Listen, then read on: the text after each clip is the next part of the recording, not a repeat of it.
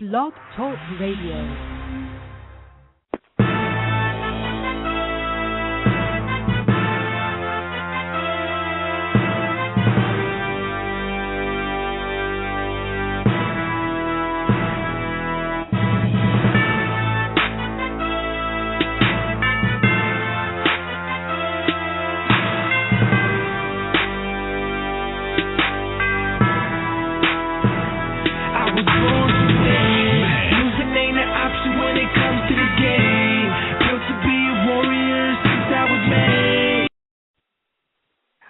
Welcome back to Real Combat Media Boxing Radio. This is episode number 22. I am your host, Christy Rosario, here in Los Angeles. We have the Boxing Prophet from New York City. How are you, Prophet? I'm good. I hope you had a nice week off. I was suffering a little bit from Real Combat Media withdrawal, but it's great to be back on the air.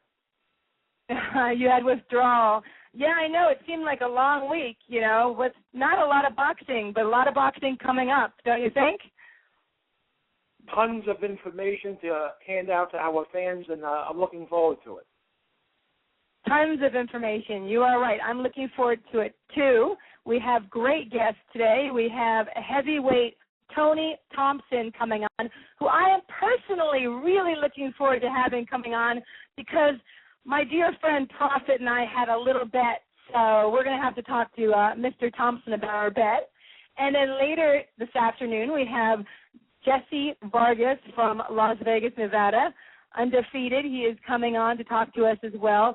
And then we have lots of topics. We have talking about Rigondo and HBO Saga, which is pretty ridiculous if you ask me for a two-time gold medalist. We're also going to talk about Chisora and Scott. That just happened, the heavyweight division. And Berto and Soto Carras coming up on the 27th of July. And, of course, we're excited about Danny Garcia versus Lucas Matese on the undercard of Mayweather and Canelo. And then we just heard that Ruslan Provodnikov, hopefully I say his name, Provodnikov versus Mike Alvarado is going to be confirmed for October 19th. So we have a lot of stuff to cover today. You can call us at live right now at 347-324-5998. You can Twitter us at Real Combat Media. My Twitter is BoxingGirl, BXINGIRL. Boxing Prophet is Boxing Prophet 68. You can Twitter him, or you can just go to Facebook, Real Combat Media in the search bar, and it's as easy as that.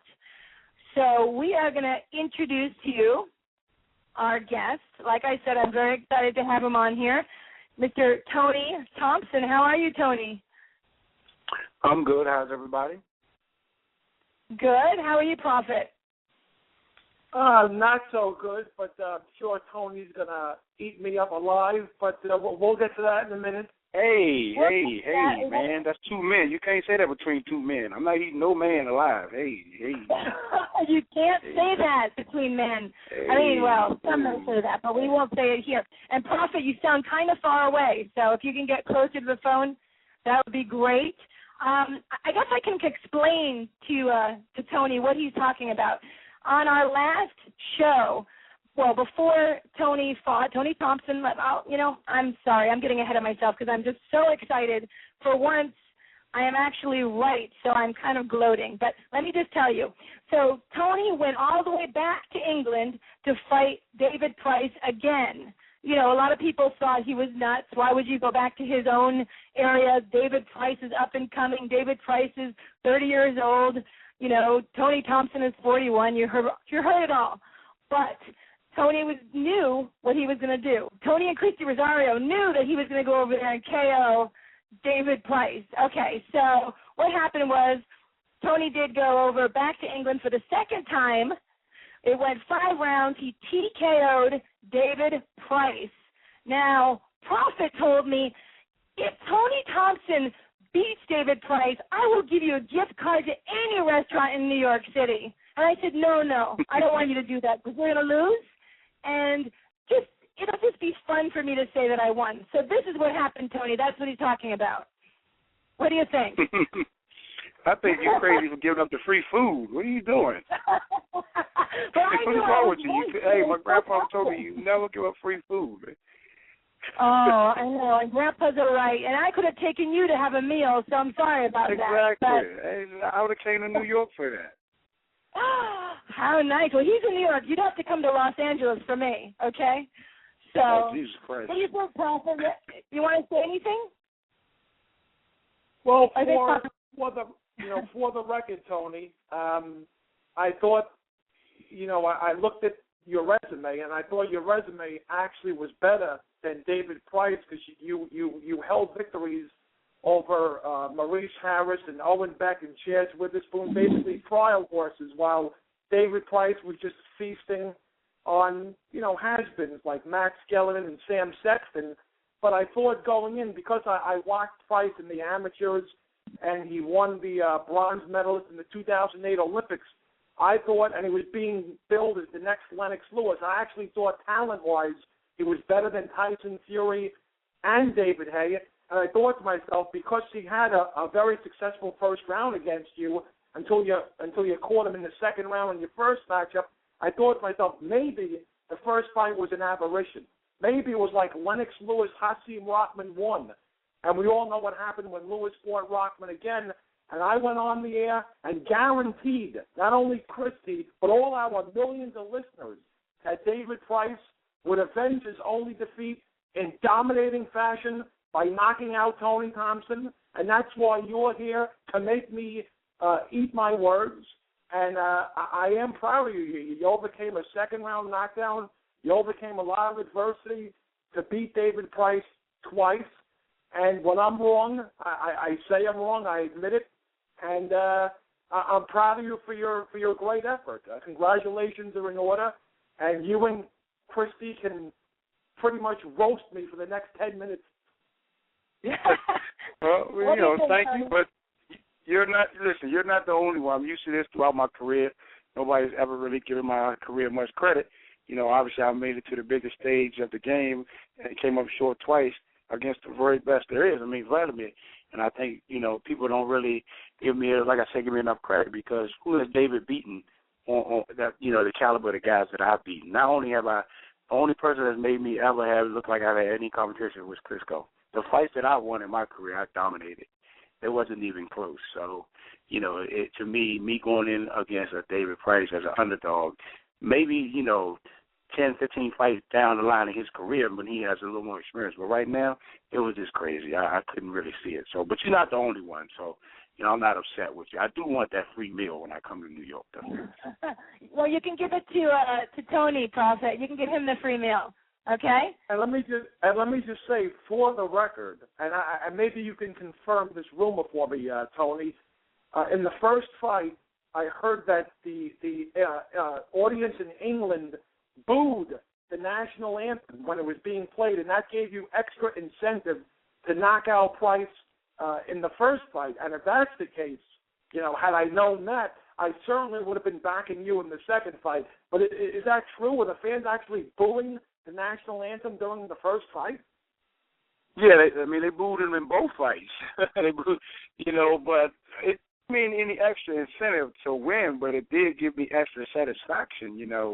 I just felt it was just so disrespectful, of those guys, because it wasn't about countries. It was just, two competitors in there, trying to put on a good show for the fans. And I just thought they just went a little overboard. The second time, I actually thought it was pretty funny. There was so much talk about them booming the national anthem, and it was even talk about them not even playing the national anthems. So, I was like, no, go ahead and play it. I think they'll, be a little better behaved this time. And, to their credit, they proved me wrong. They was like, they don't give a hell about Tony Thompson. We're booing your ass again and your national anthem. So, I thought that was actually pretty funny. But as far as extra motivated, I'm already motivated for the little bit of remaining time I have in my career. I'm motivated as hell, so I didn't need any motivation. But it did give me a great sense of satisfaction. It was great, and I thought it was really funny, too, is seeing Lennox Lewis. It was almost like he wanted to hop in that ring instead of David. The more David looked like he wasn't doing well, Lennox was getting closer and closer to the corner. Did you see that? Oh, yeah, but Lennox know better. His time is past. He better leave his ass right on the canvas where he was at, or I'll put his ass on the canvas. So, I think, Lennox was invested in David, physically, emotionally, so as well as the rest of the crowd. So, it was hard for him to see his guy, taking that ass whooping. So I can understand him wanting to get in the ring, but, he stayed in this place where he's supposed to be, outside of the ring. Right. Well, there's a heavyweight that just speaks so highly of you, and you know him, Layman Brewster, was on, and he kept saying, no, I know what Tony Thompson has. I know how good he is because we sparred each other all the time. So he's a big advocate for you. Well, Layman's one a close friend of mine. I helped him get ready for, a couple of Crisco fights, even the Corey Sanders fight, where it's supposed to be a Corey Sanders fight, never turned out. But, I helped him get ready for a lot of his fights. Even though I fight left-handed, I turn around and spar right-handed for Layman because we're good friends. So he knows what my capabilities are, and he's always been one of my biggest supporters, and I thank him for it because, a lot of times the fans or the critics may not be, they don't give a fighter an honest assessment of themselves. I give myself an honest assessment of me. I know what I can do, who I am. And Layman is the same way. He's going to give you an honest assessment of anybody you come across. And he was always he gave me a glowing report, and not because we were friends, because he thought I deserved it. So I appreciate that. That is true. Layman is very honest, and he is. I've known him since he was in L.A. We were training at L.A. Boxing. He's a very good guy. And while we're talking about Klitschko, though, I want to ask you, what is it about Klitschko that makes it so difficult for the boxers? How is he so technically sound that, he trips up everybody? Or most people, as you say. Well, first of all, he's massively big. I'm a big guy, but Klitschko is massively huge, and he's not just huge or immobile. He actually has great athleticism. A lot of times they look at his robotic ways or whatever, and they discount his athleticism. But he's a very athletic guy, and you put that in the package that's so huge and strong, and then intelligent as he is, and it just makes for a great champion. I mean, a lot of times I still think I could beat Vladimir, especially in 2008. If I was healthy, I just think I had the style to beat Vladimir. And I know he was worried about me more than any opponent he came across in a long time. But I know I could have won it. But that's no discount. I'm not going to ever say anything against Vladimir because he won fair and square. And I don't think he gets enough credit for being a great champion that he is. It's been proven over and over, whether he has a born style or not. He is a winner and a champion for a reason. And those qualities that I named before are reasons why. See, that's what I appreciate hearing, is when a fighter is honest about themselves, about the next guy, instead of just trash-talking everybody, that you're really assessing each fighter that you have. And now, as far as your health, do you feel 100% now in 2013? Well, I'll never feel 100% again. I had too many surgeries. That's a little question, but, I'm sorry? Well, you're right. That's a little silly. I mean, as a fighter, as an athlete, there's always something going on. But do you feel like you're ready to fight anybody again? Oh, yeah. That's the most important part. I feel like I'm able to compete because I'm able to prepare properly now. Everybody know I had like 3 knee surgeries. So, my legs are never going to be great, but at least I'm in a position where I can prepare now. I can honestly go out. And it showed in the David Price fight. Like I said, I kept telling people they thought I was fat. I said, no, I wasn't fat. I had a virus. I had some shit called, I had some called H. bologna or some crap like that. And, it messed with my stomach. So it gave me a bloated look. Once I got rid of it, I came in looking a lot better and in great shape. You see, as the fight wore on, I wasn't even taking deep breaths. I was always the aggressor. I pressed forward. David ran out of energy because of that pressure, and everybody just look at your body type and just think you out of shape. No, I'm always in good shape. I'm always in great shape. But when I can prepare properly, and those fights showed that I was prepared properly. Right. Well, knee surgery these days is very common, and I know it's hard. Lots of people have knee problems. But now you have somebody calling you out, And what do you think about Huey Fury with his 8 fights? What do you think about him calling you out to fight? Listen, I know it's your radio show. You want to talk with all this. I'm not even going to discuss Huey Fury. It's a joke. The kid is 18. I have 3 kids older than he is. He has 8 fights. That's all I'm going to say about him. He has 8 fights.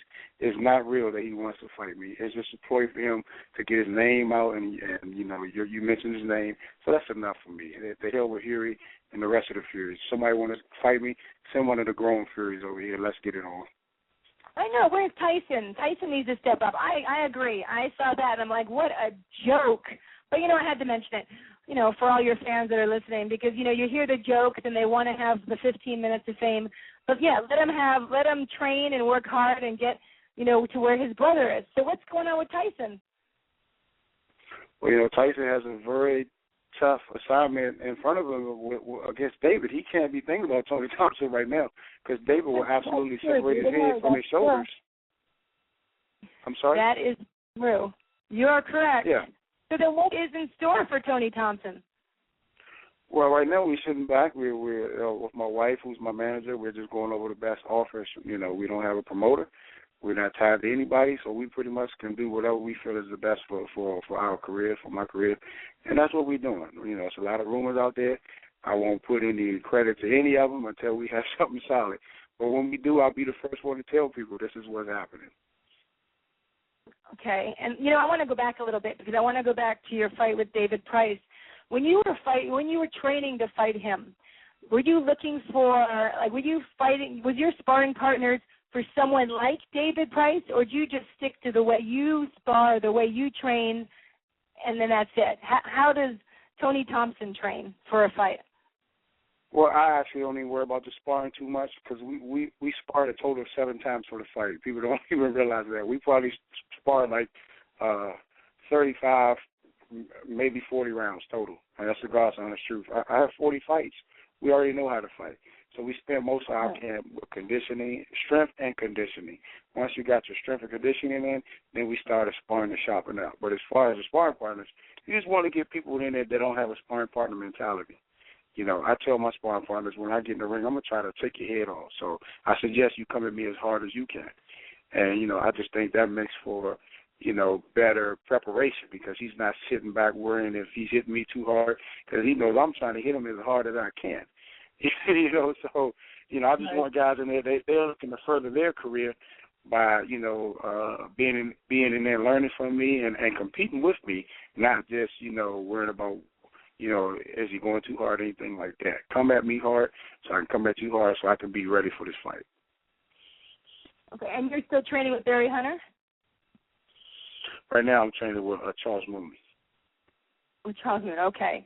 So is as far as coaches, you keep hearing of different fighters. Let's say Cotto.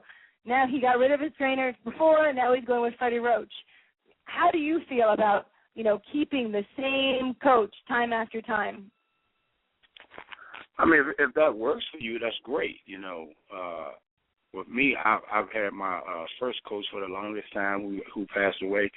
We were joined at the hip. But sometimes you need a different voice in the corner.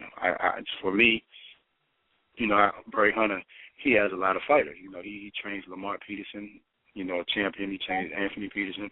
Trains a lot of young up-and-comers. So I'm at the stage of my career where I only have a few fights, so I just wanted a different voice in my corner. So I just felt I wanted to get away and concentrate on Tony Thompson, not necessarily, being headbangers.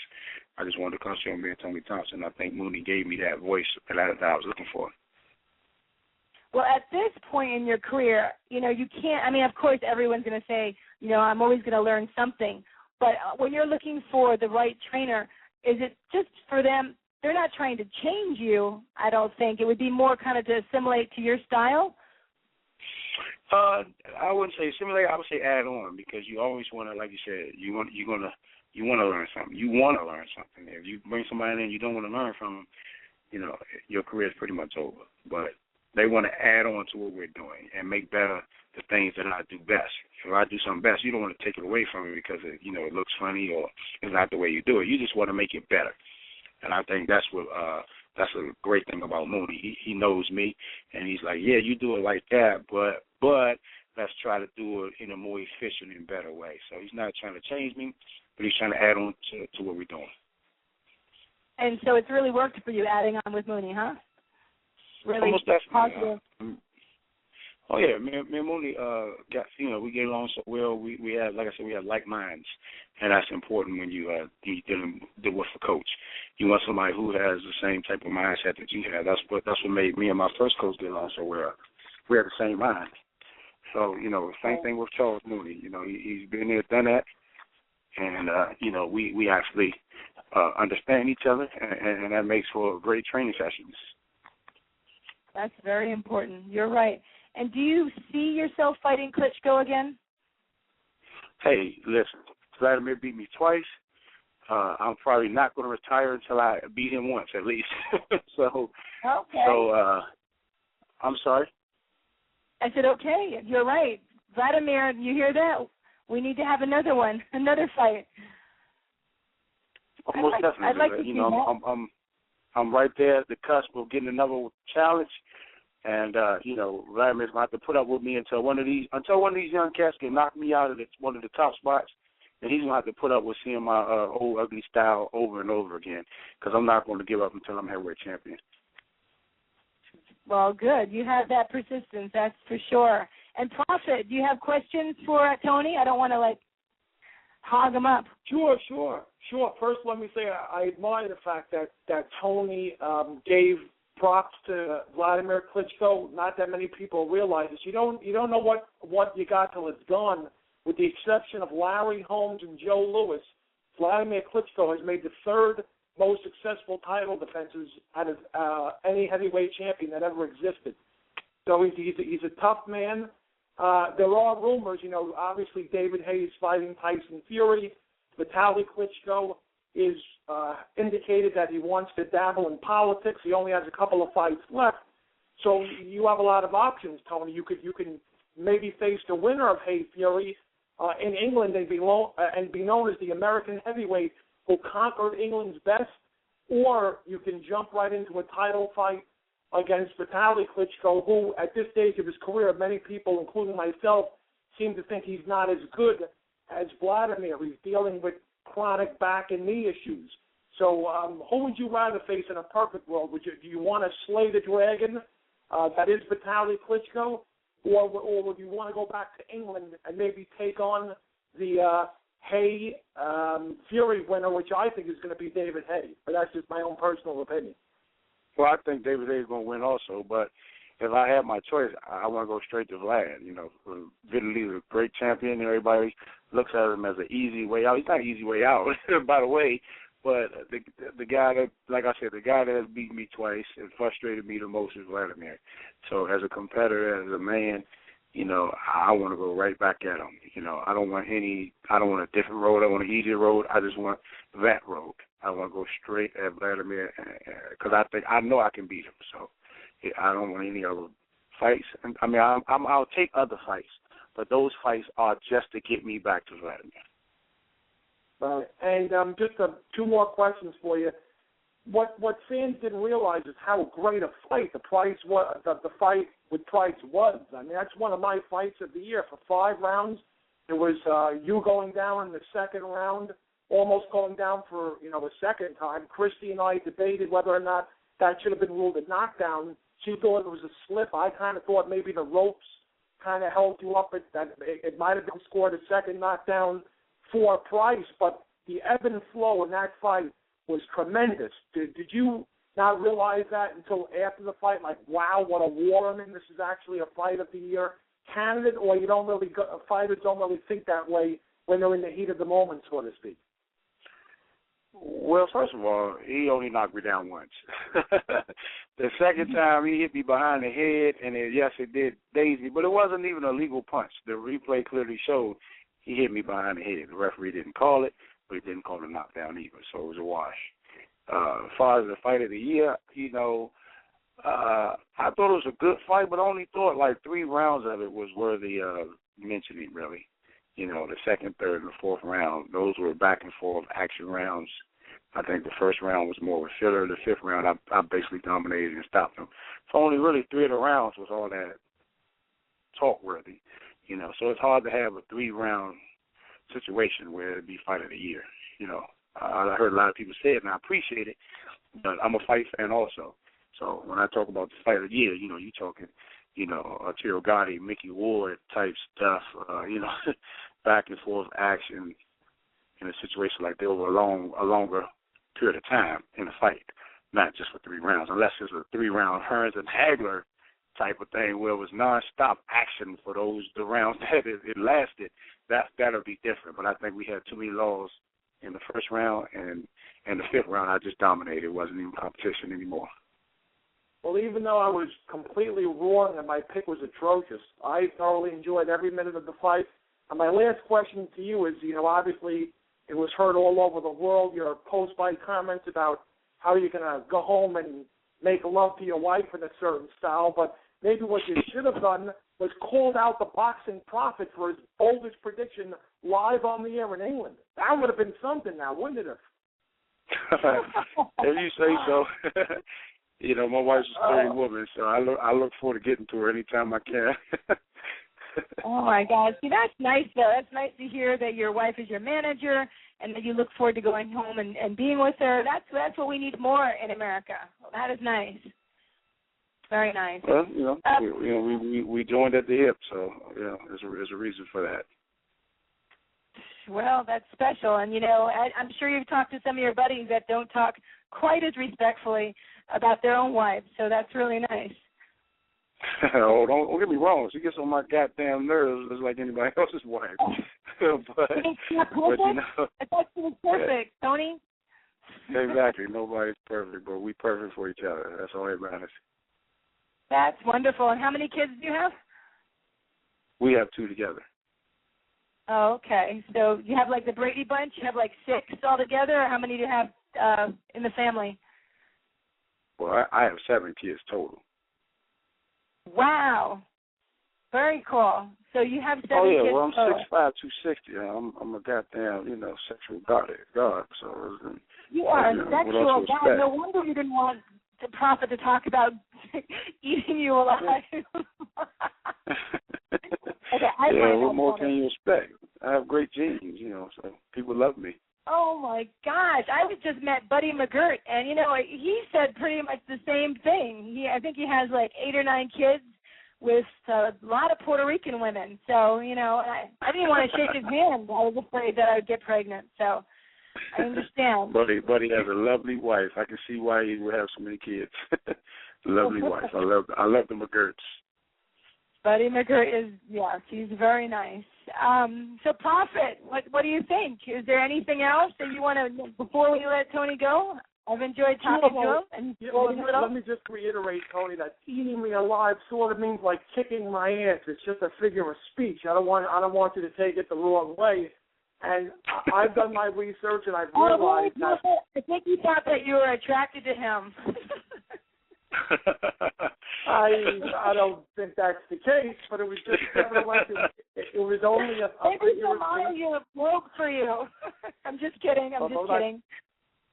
And I have done my research, Tony, and it appears that an American hasn't held any version of a heavyweight championship dating back to 2007. Shannon Briggs was the last American to hold any portion of the heavyweight championship when he was the WBO champion in 2007. So I'm wishing you the best of luck, Tony. We need an American as heavyweight champion.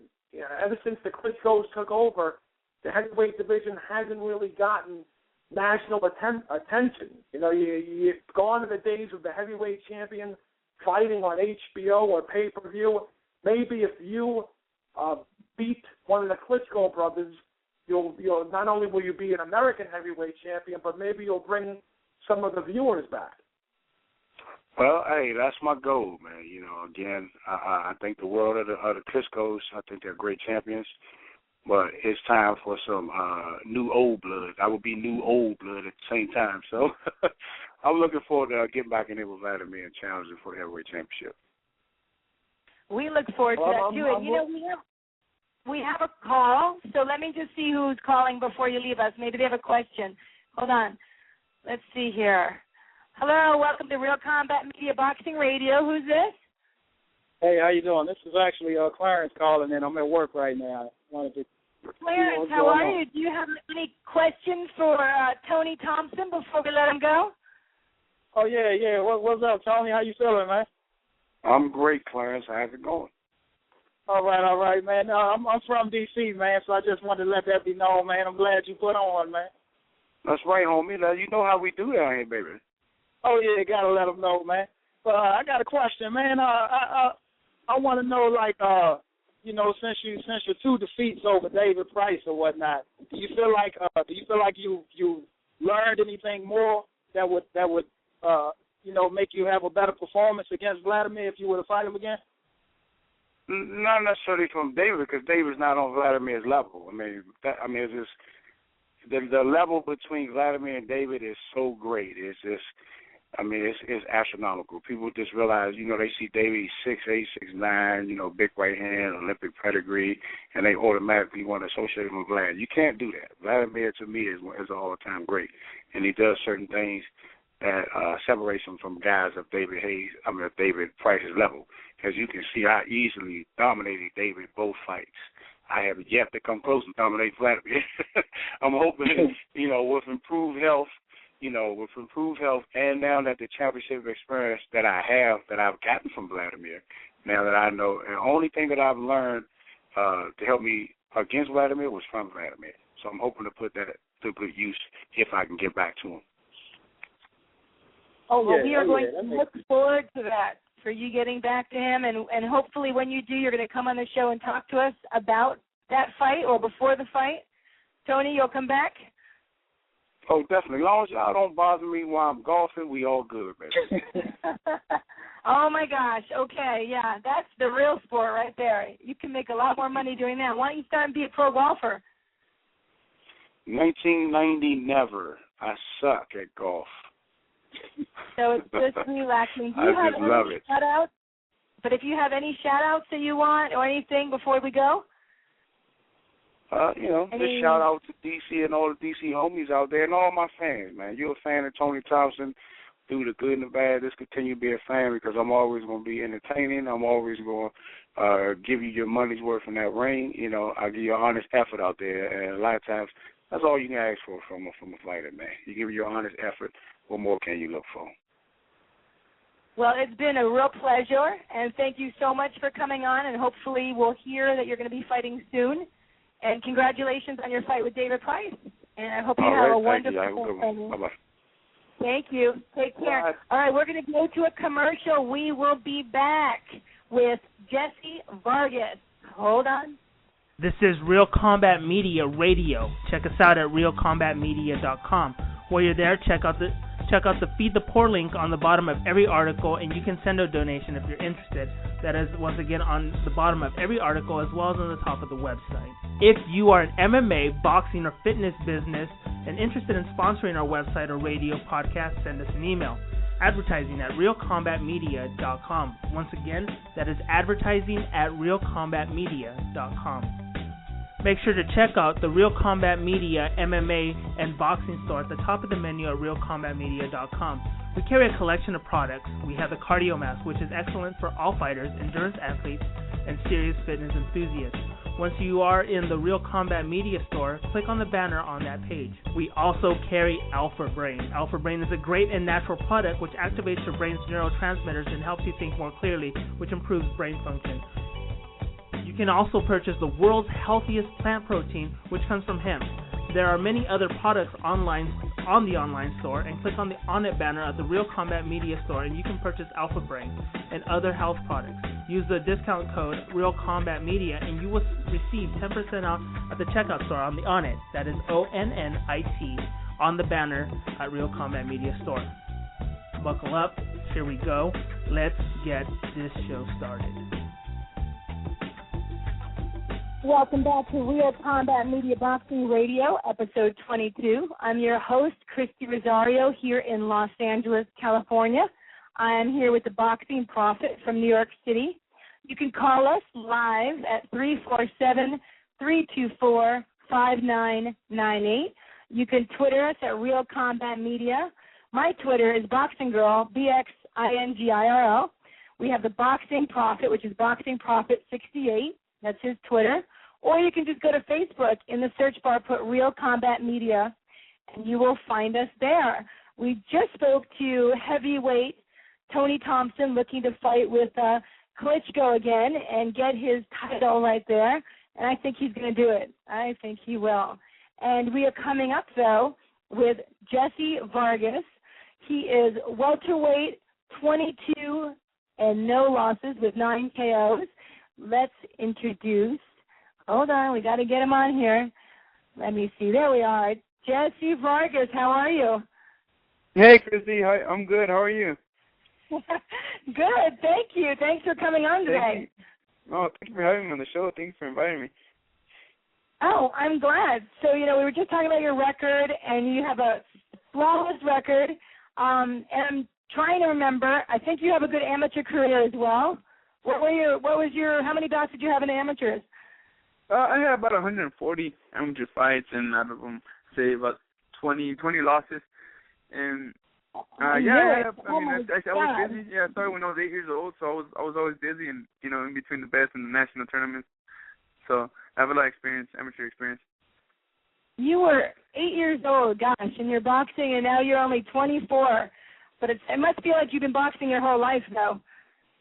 It is. It's really, it's in my blood. It's definitely in your blood. And, yeah, I love to do it. It's my passion. Ever since I started it, I had a dream, and I'm trying to fulfill that dream. So you've had a dream since you were 8 years old, or when did you feel like you had that dream? Yeah, when I was 8 years old, I started boxing, and then the first day I went to the gym, my dad brought a video, tape, cassette player, and it was a movie of a history of Julio Cesar Chavez and how he came up, and it just basically showed his background and what he had accomplished, the love of the fans that had for him, just all that. And when I saw Chavez in the ring after winning a world championship, he was up with the WBC belt. I pictured myself in that position, and throughout my career, my amateur career, I just had that image in my mind, and it never, to this day, it's still there, and I'm just trying to accomplish my dream. Did you ever get to meet Julio Cesar Chavez? I got to meet him once, but he was busy. He was just, it was only for a second, so I haven't been able to talk to him. It's still, it would be another dream of mine to actually meet him, get to talk to him. Well, he will probably be listening to he's like my hero. It's crazy. I looked up to him so much when I was a kid, and just to meet him. Even when people talk bad about him, I remember I always stayed positive, and I always sticked on his side, and never had no bad comments to say about him. He's he was my hero, I guess you could say. He's your hero. He's your inspiration. Well, that's not a bad hero to be inspired. I know he's many people, especially Mexican Americans, hero. But now, what do you think about his son? Is he quite the hero, or is he a little different than his dad? Of course, he's a little different. He has. It's hard to fit the shoes, that he's supposed to fit. We hope. I wish him the best. I don't think he's anywhere near close of his father, but he's building his own legacy, and I just wish him the best, and hopefully he could continue to keep in high his last name. I'm just not sure Chavez Jr. has the same work ethic as his father had. When you watch those HBO or Showtime specials, they did make him look very flattering, unfortunately, Yeah, it did make him look like he does what he wants, but he what can I say? Hopefully he fixes whatever he has wrong in his camp, and he returns in better condition, in better shape, and a better fighter. I hope so, but we know that's not Jessie Vargas, and you are getting ready, Jessie, to fight. It says to be arranged, so we don't know who your opponent is, but is it October 12th? October 12th, that is correct. It will be on the Marcus versus Bradley undercard. It's going to be on the pay-per-view undercard, so it's a great opportunity, great exposure, and I'm looking forward to performing at my best. Now, do you have any idea who you're going to fight? I don't. I mean, I do have a couple names who I would love to fight, but I don't know who All right, bring it on. Come on, Jesse. Who do you want to fight? Let us know. Well, it's always been in the back of my mind since to tell you the truth, I don't like his style, and it would be Adrian Broner. He's up at 147 now. Recently, he fought Paulo Malignaggi. He has the world title, and I would love that fight. You have no idea how much I would like that fight. I have no respect for his for his personality. I don't like it. I don't respect it. I don't see anything good of it. It's frustrating to me how a personality like that and a boxer in that position can make so much money, and all he is negative to the sport. I mean, we have kids that look up to us, and I just can't see how kids are going to look up to him and they're going to want to be like him, and we're going to have other disrespectful kids, fighters, coming along just because they want to look up to this guy, and this guy's making millions. You know what I mean? And sometimes, it comes to mind, well, you know what, maybe the nice guy does finish last, you know what I mean? Because, a person that has respect for other people and a very good, talented boxer might not get the same opportunity as a person like Adrian Broner who has no respect for anyone and doesn't really, how can I say this? He doesn't care about his figure. He does what he wants, and I just it frustrates me, to tell you the truth. And I would love to just knock him out, just to, I think give him what he deserves. Many people would like to see that as well, because he has no respect. He's videotaping himself with strippers and strip clubs. He's throwing away money. He's now, recently I think he twittered about committing suicide. He's another picture of himself on the toilet. He has an 18-karat grill, which he should just sell and feed the homeless. And he's I agree. That's a lot of talent that's wasted on somebody. And there's people like you. And there's kids up there. You know what I mean? That they have. I guess they're gonna start looking up to him, and we're gonna have other people that are gonna build that same figure. And it just, did you see after the fight? At least have some respect for your opponent. This is a sport. You know what I mean? And let's have respect for the sport of boxing. This guy doesn't. I just don't have no type of respect for him. He's the lowest of the low, and I just want to take him out. I would love the opportunity. Hold on, Jesse. Let's explain that. So after the fight, Paulo Malignaggi went over to be like, okay, after all that crap, all right, let's shake hands, let's call a truce. And Adrian Broner was still a punk and said, I got the belt and your girl. That's what you're talking about, right? Yeah. He just has no respect he doesn't have any type of limit. He does what he wants, and unfortunately, that's what's making money right now. And I prefer to stay where I'm at. I prefer to stay where I'm at, but I will keep my respect. I give respect in order to get it back. You know what I mean? That's my pride right there. And if I'm not gonna make money because that's me, well, that's me. I'm a family guy. You know what I mean? I want my kids to look to have the right personality and not to look up to the wrong type of person. I agree, and I was looking at your pictures on Facebook, and I was going to say, how cute, you in your nice clothes, bathing. Was it your son that you were bathing? My daughter, yeah. She just looked like a boy because her hair was just slicked back. Oh, my God. It was so, I know, and she's a little girl. How old is she? Like 2 or 3? She's turned 3, yeah. 4th of July. She's an American baby.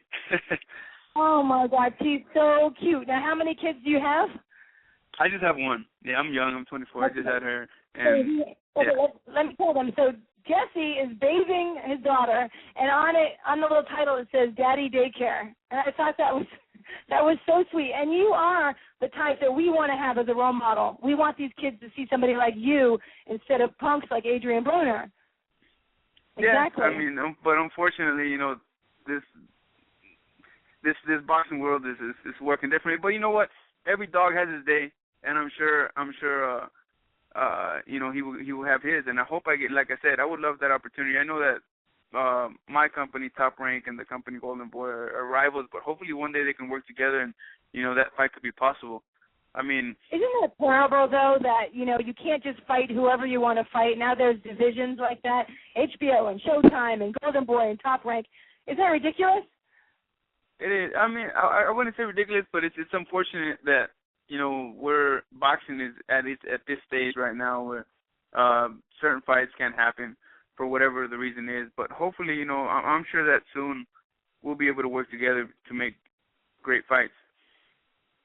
I hope so. I mean, so you used to be with Mayweather Promotions, weren't you? Yes, that's correct. I was with them. I turned pro with Mayweather Promotions. I was with them for about 4 years, I would say. So did you feel like you were growing with Mayweather? I mean, what made you decide to go over to Top Rank? You know what? But I was negotiating with Mayweather Promotions, also with Top Rank. But then, unfortunately, at that time, Mayweather was incarcerated, unfortunately, and that affected a little bit the deal making the negotiations that we were having. But at the end, we signed with Top Rank. I saw that I could make fights with Marquez, with Bradley, with Pacquiao. Those would be great fights for me. Me being the young tiger coming up, and then being the older lions on the way out. But I'm just waiting on those opportunities. That's a part of the reason that I signed with Top Rank. I have no bad feelings with Mayweather Promotions. Me and Floyd always got along well. It's just a business decision that I made, and I'm here now and trying to make the best of it. And everything's coming along great, I could say. So are you welcome to go over there and spar at Mayweather Gym? I haven't been over there, to tell you the truth. I haven't been over there.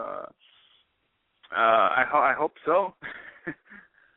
I hope it would be possible. I mean, I don't know. Like just rumor makes it sound, of course, people like to sensationalize. So make it sound like there's like a feud now. Is there a feud with you and Floyd, or is it everything okay? No, not at all. At least not that I know of. I haven't disrespected him in any type of way, and he hasn't disrespected me. I mean, we haven't. I still talk with some of his people that are in the Mayweather Promotions, team, and I have nothing but respect for all of them. It was just a business decision. That's all it was. Yeah, and you have to go with that. The business decision is the right decision. And I know when Floyd Jr. was incarcerated, unfortunately, as we know, 50 Cent decided to take over and sign some guys without Mayweather's permission, and now they're stuck, like talented guys like Andre Dirrell. So I'm glad that didn't happen to you. Yeah, I heard about it, but yeah, I wasn't stuck in the middle of that, and there was a couple of different deals going on there. I really don't know how, what type of problems there were, or what business decision was being taking place at that time, because I wasn't with them. But Floyd looks like Floyd's doing well. And he has plenty of fighters now, I've heard. So he does. He looks like he's doing very well. The lesson here, though, is very well. Sure not bad at all. 40 mil in his next fight. I think it's a career high. Oh my God! Not bad at all. Daniel Garcia and Matese on the undercard. Lucas Matese, maybe Islam Lara and Austin Trout. That's going to be a heck of a card, don't you think? Yeah, it is. It's a really good show. They're putting on a great show. I mean, if we could put Jessie Vargas and Adrian Broner on there, it would be even better, guys. Oh, it would just top it off. Oh, and that would be a great fight. Believe that. It would be a great fight. This would be a war. That would be a great fight. I might have to go to Vegas. To tell you the truth, I would see that fight. I would see that fight as a Marco Antonio Barrera and what's the guy's name? Hussein? Oh yeah. Which one is it? You know? But everyone knows what we're talking about. Prophet, you there? Yeah, I'm here. I think he was talking about Barrera and Nassim Hamed. Nassim Hamed, yep. That's right. This is the Boxing Prophet, who I know has a question for you, Jesse. So what do you want to ask, Prophet? How are you, Jesse? First of all, I like a man who remembers exactly what his amateur record was. It was indeed 120 and 20, because I did my research, and you were also a member of the 2008 Mexican Olympic team, so congratulations for that. Oh, thank you. And I also noticed you trained with two fighters who I followed religiously in the 80s. I was a huge fan of both Roger Mayweather and Cornelius Boza Edwards, and I wanted to ask you, how was it training with both of those guys?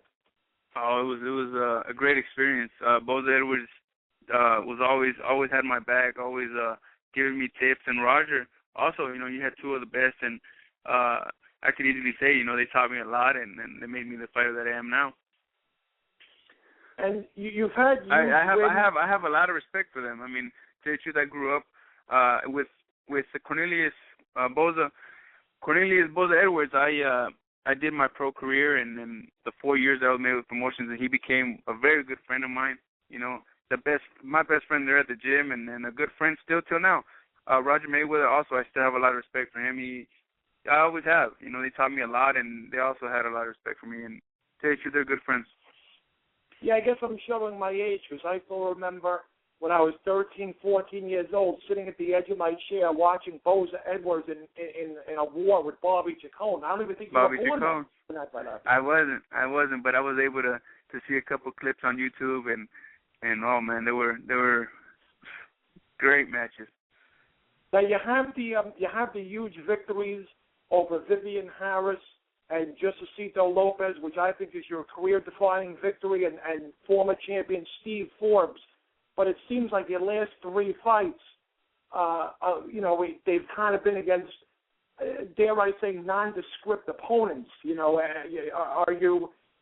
the move from Mayweather Promotions over to Top Rank more difficult than you thought it would be? Because I know you have a lot of fans out there that want you to seize the moment and raise your level of competition. Well, what do you say to those fans who follow you passionately?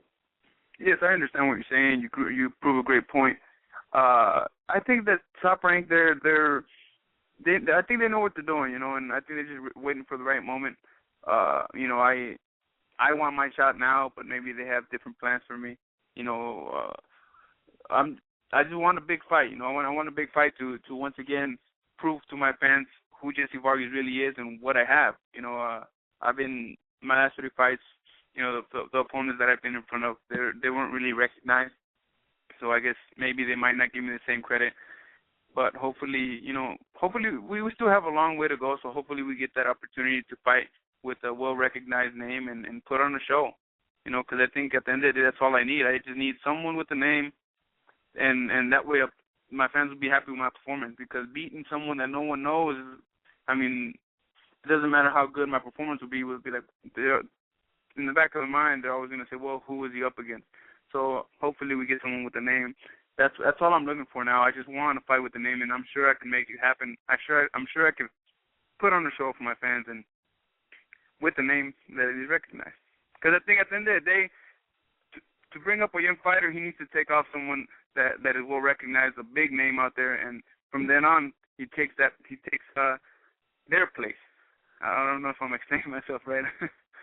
No, you are. You're correct. And that's why we already have you matched up, right? It's going to be Jessie Vargas and Adrian Broner next. I hope so. I hope so. That's what I want. For the record, let me just say this, Jessie. Broner, to me, Mayweather only has maybe 4 or 5 fights tops, then he's going to retire. I think Adrian Broner is doing this for the attention.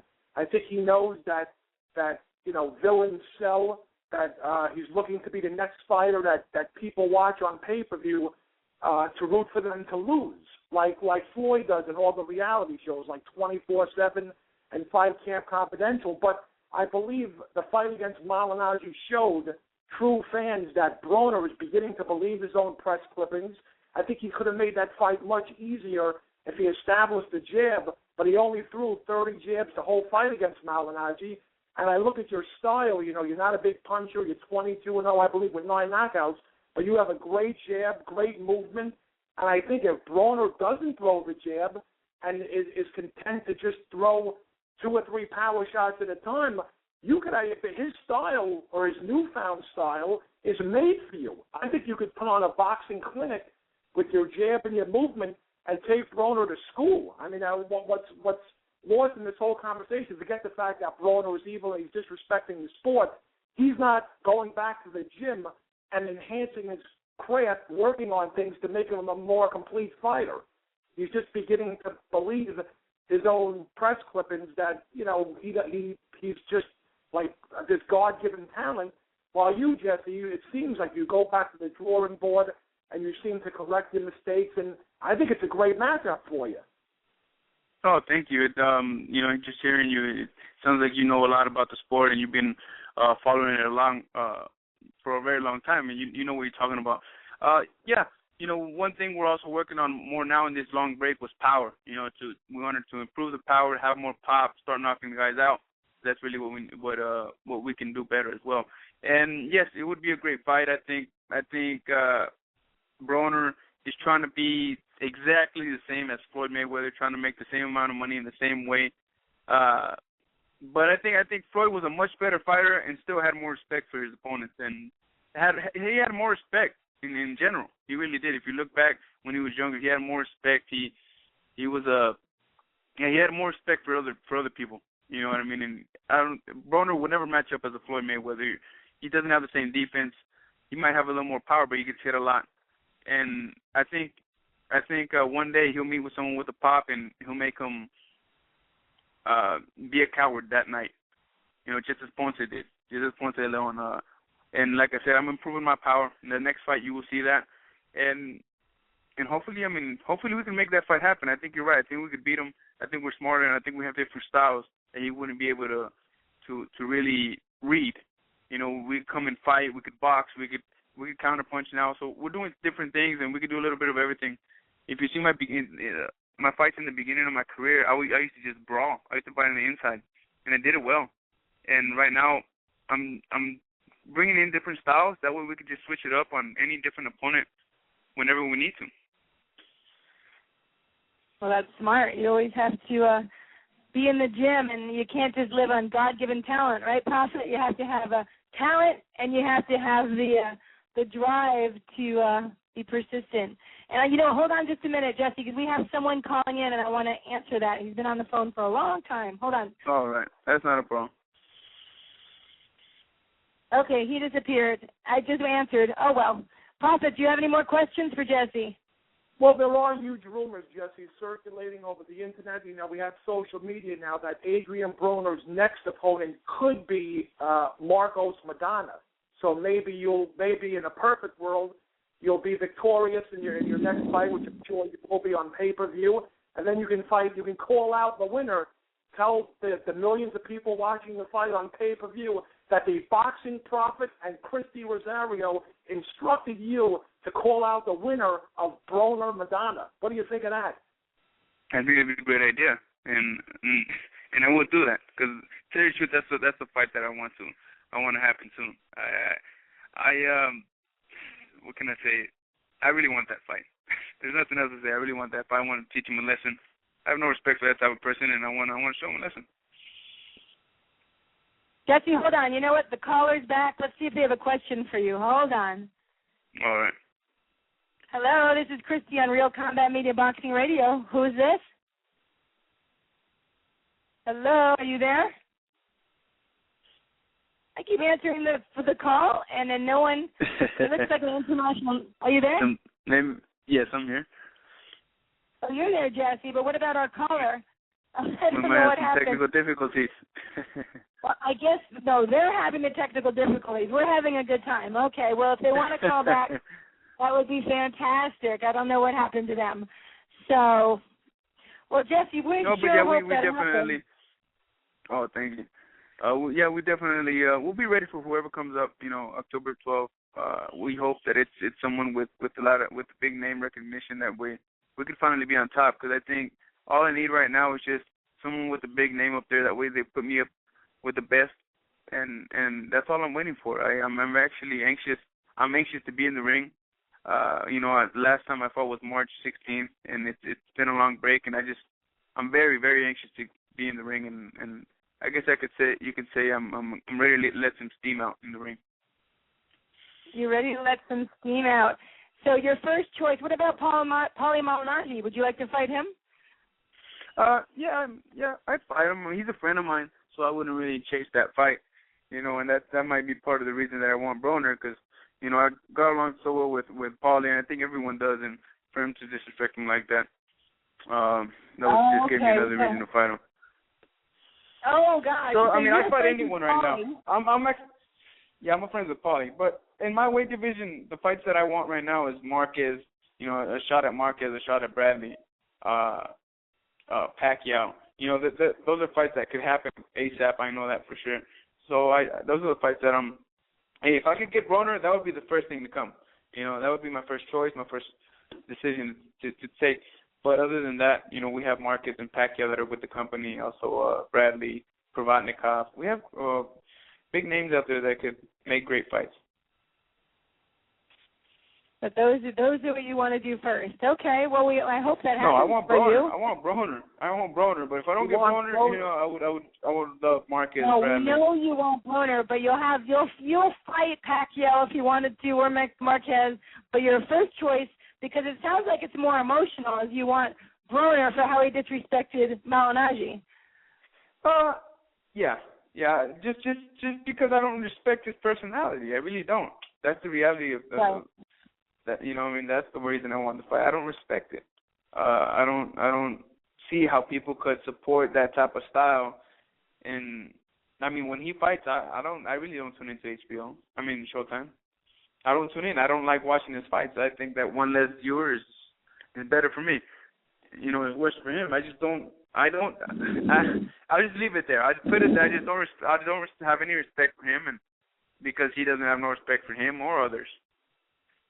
Okay, so what about let's go to Mayweather and Canelo. Who's going to win this fight? Mayweather will win. He has more experience.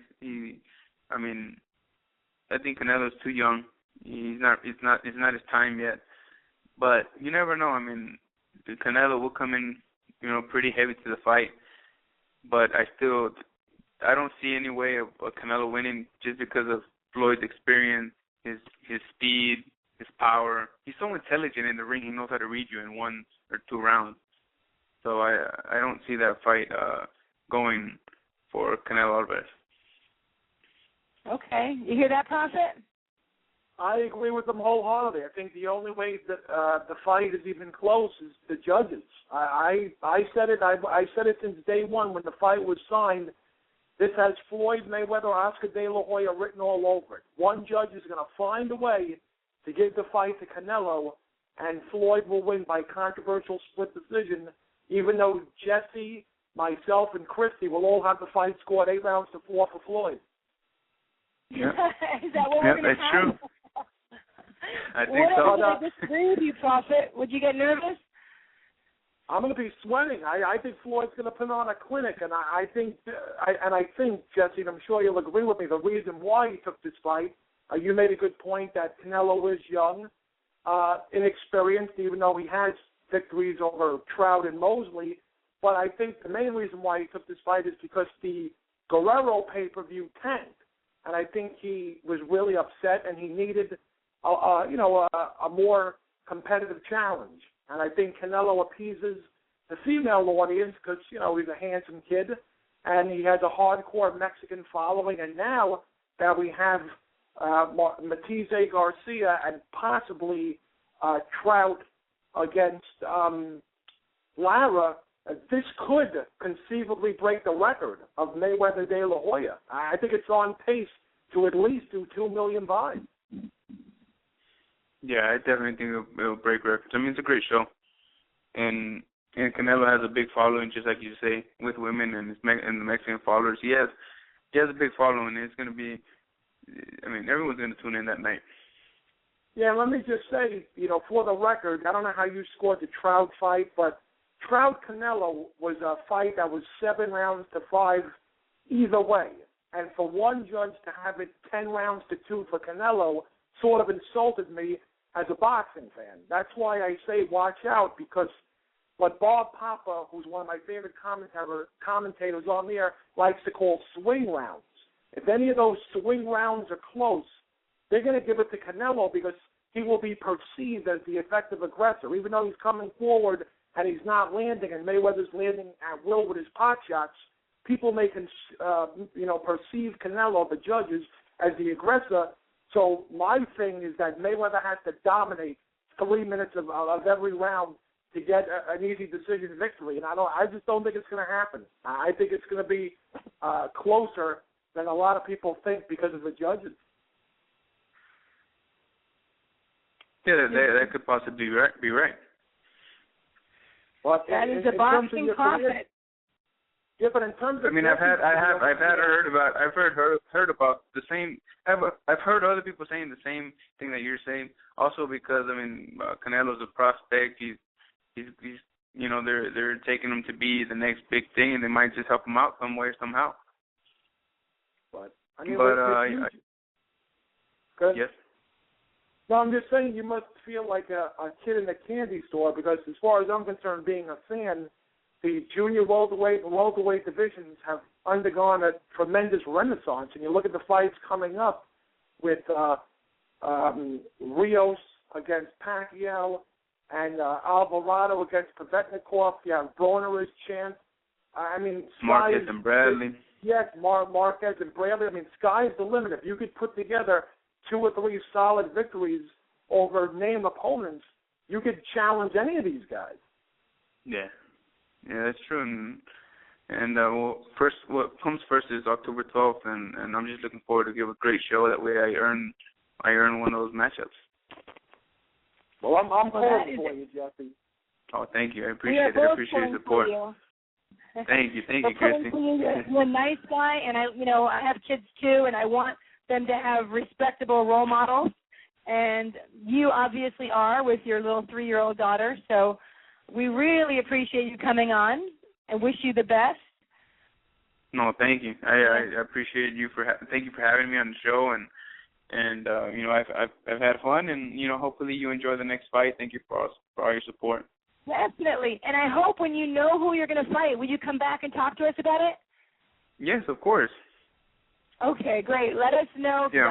I'm interested to hear who you're going to fight, and hopefully people will hear now, get the buzz talking that, the Adrian Broner and Jessie Vargas, that'll be a fight to remember.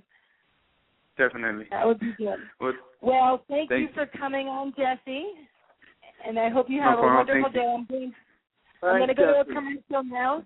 I'll be back with the Boxing Profit after this commercial. Stay tuned. This is Real Combat Media Radio. Check us out at realcombatmedia.com.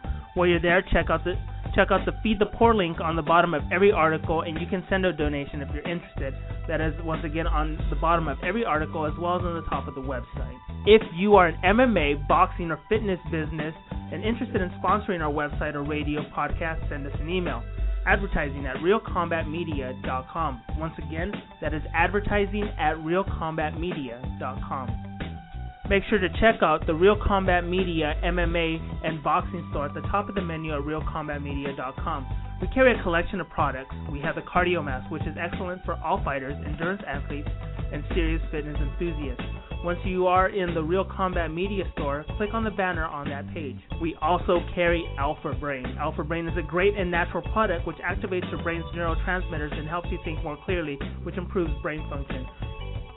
You can also purchase the world's healthiest plant protein, which comes from hemp.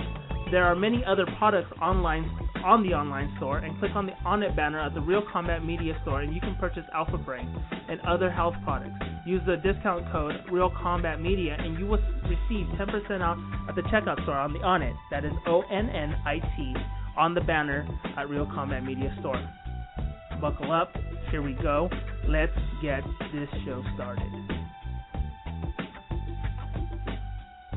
Hello and welcome to Real Combat Media Boxing Radio. This is episode 22. I'm your host, Christy Rosario, here in Los Angeles, California. I'm joined with my co-host, the Boxing Prophet from New York City. You can call us at 347-324-5998. You can Twitter us at Real Combat Media. My Twitter is Boxing Girl, BXINGIRL. We have Boxing Prophet 68. You can Twitter him, or just go to Facebook and go to Real Combat Media in the search bar. We just spoke to lovely guy. I don't know if he wants to be called lovely, but he was a great, great guy. What a perfect role model, Jessie Vargas. I hope he gets that fight with, Adrian Broner. If he does, I'll have to travel and go watch that because I would love to see that in person. Jessie, with all his amateur fights and his 22 wins and no losses, is quite the technician, knows how to use his jab, like Prophet said, and he can get in there and brawl if he had to. So I look forward to that, and I love that he's a role model. Perfect dad for his 3-year-old daughter. And thank Jessie and Tony Thompson, who's also a fantastic guest, for coming on. And we're going to move on because we have lots and lots of little topics to go, don't we, Prophet? We have a little bit to talk about. We have tons to cover. You know, just as long as the headline tomorrow on Real Combat Media says Jessie Vargas calls out Adrian Broner and not the boxing prophet is attracted to Tony Thompson. That is hilarious. Oh, my God. You were so funny, though. You were very cute and innocent, I think, Prophet. So. But listen, I'm rooting for it. We have to have an American heavyweight champ. It's about time. We're long overdue. Yeah. See? So even if you think he's sexy, that's great. We could still have our American heavyweight along with Jessie. Our title should be Jessie Vargas versus Adrian Broner. I like that. I want to see that happen. Definitely want to see that happen. Hold on just a minute, Prophet. We do have a call. I want to see who's calling if we can get through. Hi, this is Christy with Real Combat Media Boxing Radio. Who's this? Hi, my name's Charlie. Oh, you are Charlie. Charlie Yep. Boom Boom Payne? Is that what you're called? No, it's actually Charlie Dorner. Oh, okay, so Charlie Dorner. I had the wrong name for you, Charlie. Okay, so Charlie Dorner, are you from, let me see if I have the right, where are you from? Are you from Virginia? Well, actually, I'm from Philadelphia, but I'm in the military. I'm stationed in Virginia. You're stationed. You're making my life hard. I just want to tell you, Charlie. So did I get a little bit right? Yeah, so you're in Newport News, Virginia. Is that correct? Yep, that's right. Oh, good. I thought you were going to tell me I was wrong again. No, I'm just kidding.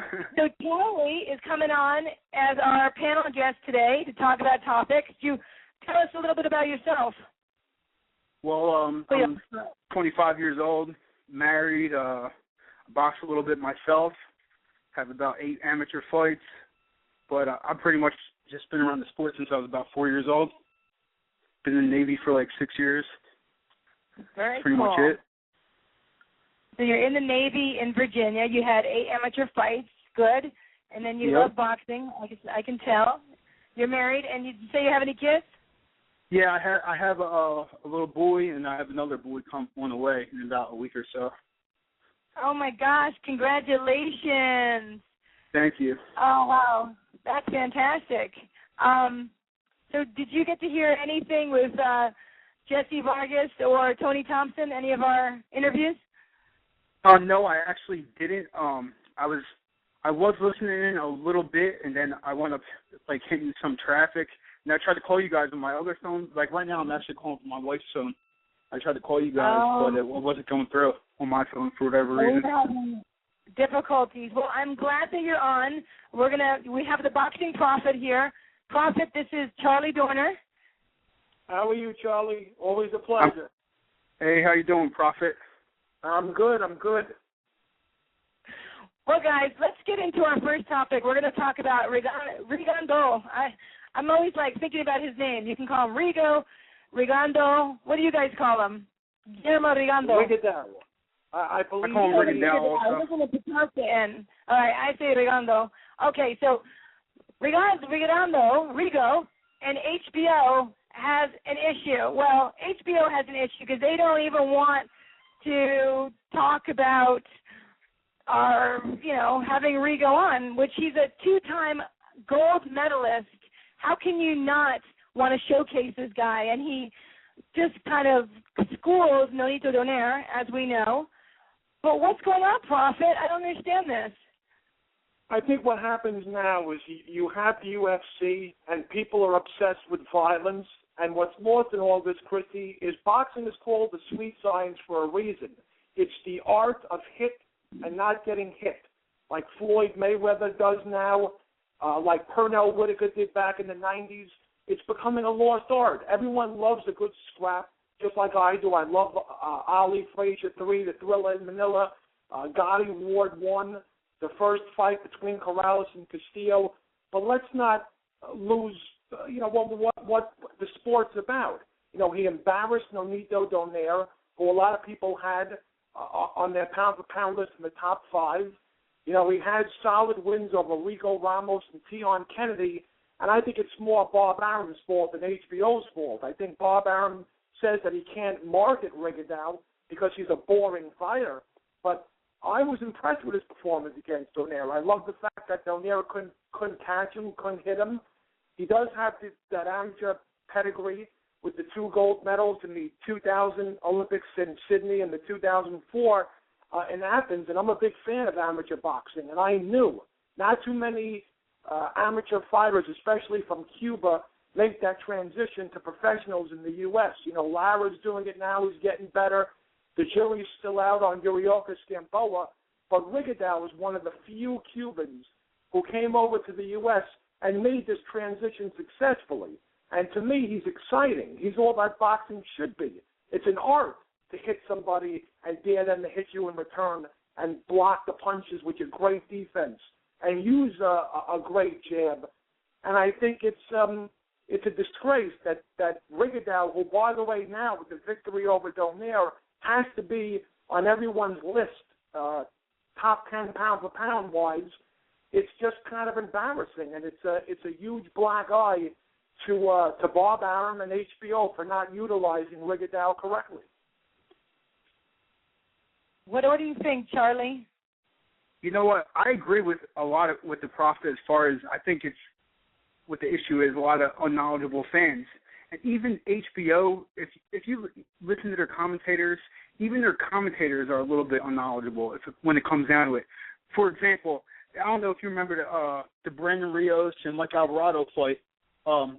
Alvarado hit Rios with a jab, and I believe it was Roy Jones Jr. or Andre Ward, one of them said, he got him with a power jab. So for the rest of the fight, all you heard from Kellerman and Lampley was, power jab. Like, these guys didn't even know what was going on, to be honest. It was just really, like, kind of, sometimes it gets to me, you know what I mean? And also, I think that Bob Arum kind of holds a little bit against Rigondeaux because, you know, he beat his cash cow. And what were they supposed to do with Nonito Donaire? Bring him all the way up to 126. He can even beat a 122. You know, but when it comes down to it, though, honestly, I think that Rigondeaux is, if not 2, maybe 3 of the best pound-for-pound boxers right now. You figure who's really ahead of him, if you think about it, as far as pure skills concerned. What, Mayweather and Andre Ward? Other than that, you watch this guy in the ring, and it's like, you know, it's like magic. And a lot of people, they can't really see it. Why is he going to go toe-to-toe with Nonito Donaire? Nonito Donaire, he has power. And what happened when he touched him? I believe it was the 9th or 10th round.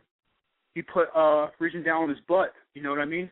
Then Rigondeaux went right back to boxing and took over from there. So, in my opinion, I really think it's just like the unknowledgeable fans, A. B, Bob Arum holding something against Rigondeaux for whatever reason. And, you know, and also when it comes down to it, Rigondeaux, he fought what he needed to do. Like, I believe, what did he knock Tion Kennedy out in the 2nd round, was it?